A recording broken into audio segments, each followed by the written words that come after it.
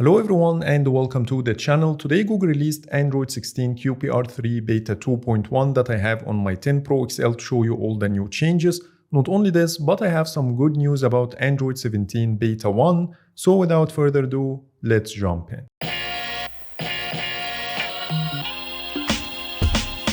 Let's start with the good news about Android 17. When you visit Android Beta subreddit, you will see that Google officially announced that Android 17 Beta 1 will kick soon. Plus, the QPR3 Beta 2.1 I'm going to talk about today is the last patch in this beta cycle.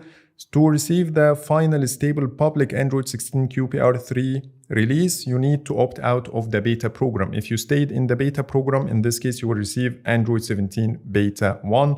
But if you want to revert back to the stable version, you need to opt out of the beta program. But you have two choices here. When you opt out of the beta program, you will automatically receive a downgrade OTA with a data wipe. But if you don't want to wipe your data, then you need to wait or don't apply the downgrade OTA and wait for the final public stable release of Android 16 QPR3, which is also coming soon. And now let's get back to QPR3 Beta 2.1 to show you the new changes.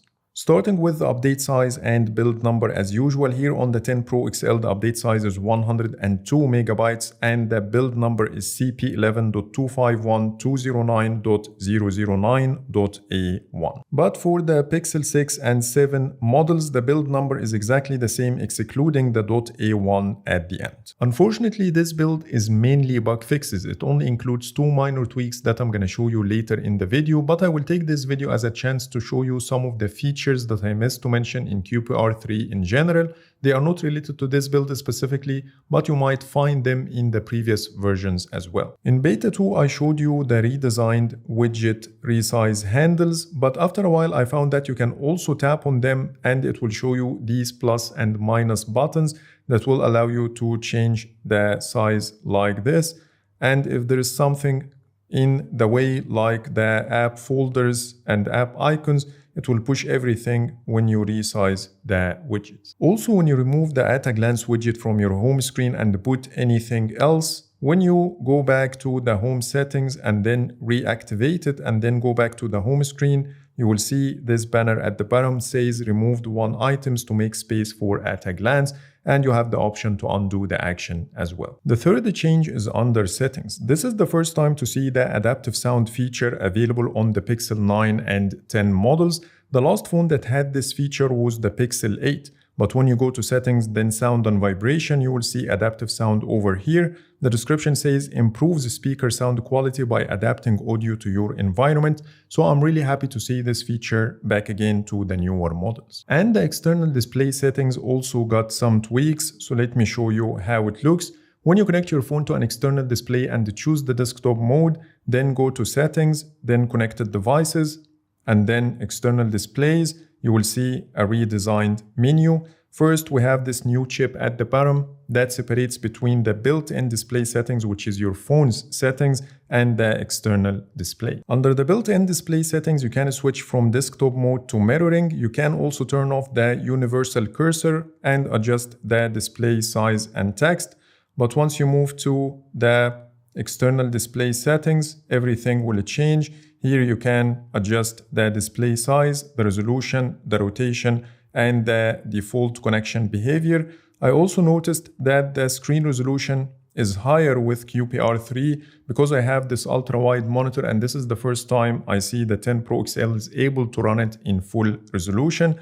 All other settings are exactly the same, but this window at the top that allows you to reorder the displays got a couple of arrows that will allow you also to reposition things without the need to drag and drop the items. It's a little bit broken, but it got some new functionality. So these are all the features I missed to mention in my previous videos about QPR3. But before talking about the new features in Beta 2.1, let me show you the latest wallpapers added to the Wallpapers by In-Depth Tech Reviews app. You will see some of them throughout the video, and here's the full collection. So if you want to get your hands on the exclusive wallpapers, you can find the Google Play Store download link in the description. And now let's get back to QPR3 Beta 2.1. Now let's talk about the new changes in Beta 2.1. When you go to Settings and then Security and Privacy, then Device Unlock, then Theft Protection, you'll notice here that the Theft Detection Lock and Offline Device Lock now has those two arrows next to them. When you tap on it, it will explain exactly what each feature does. But when you compare this to Beta 2, you will notice here that I don't have the same two arrows. The second change is the new Google Play System update of 1.3 megabytes. So let me install it and tell you exactly which version it will be. Unfortunately, after restart, my phone is still on November 1st update, so I'm not sure what it's all about. By this, I covered all the new changes. Now let's talk about the bug fixes as per the release notes. The first one is a fix for an issue where the app drawer could become unresponsive when scrolling, which required updates to how UI elements were rendered. Android Auto incorrectly logs extensive screen time, impacting battery life.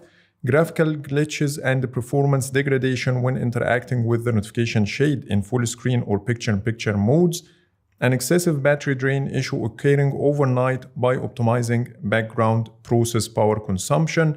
An issue where the battery charge limit was not being respected, causing devices to charge to 100% instead of the set limit. An issue where users experienced slow internet speeds on Wi-Fi due to a Wi-Fi connection bug. A crash when accessing radio information settings. Users experienced a noticeable delay and lack of feedback when switching audio outputs to speakerphone during calls. And then we have a display issue causing screen flickering when waking the device from always on display. And then a fix for an issue where certain apps, including Microsoft applications managed by Intune, were crashing on startup due to a compatibility problem with the Android system that has now been resolved. An issue causing inconsistent or failed wireless charging and slow wired charging by improving the power management.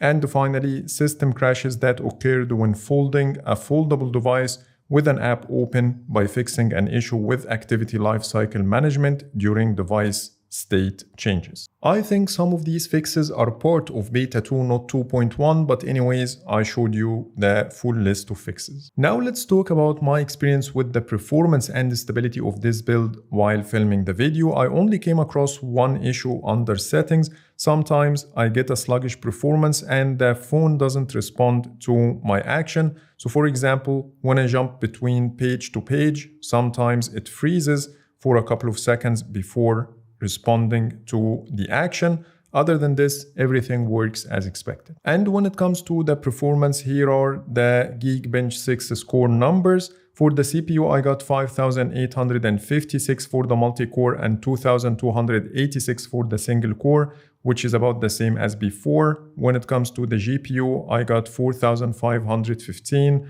and it's also about the same as before. So that's pretty much it for today. These are all the new changes I wanted to show you in Android 16 QPR3 Beta 2.1. Please let me know in the comments if I missed anything. But for now, thanks so much for watching and see you in the next video.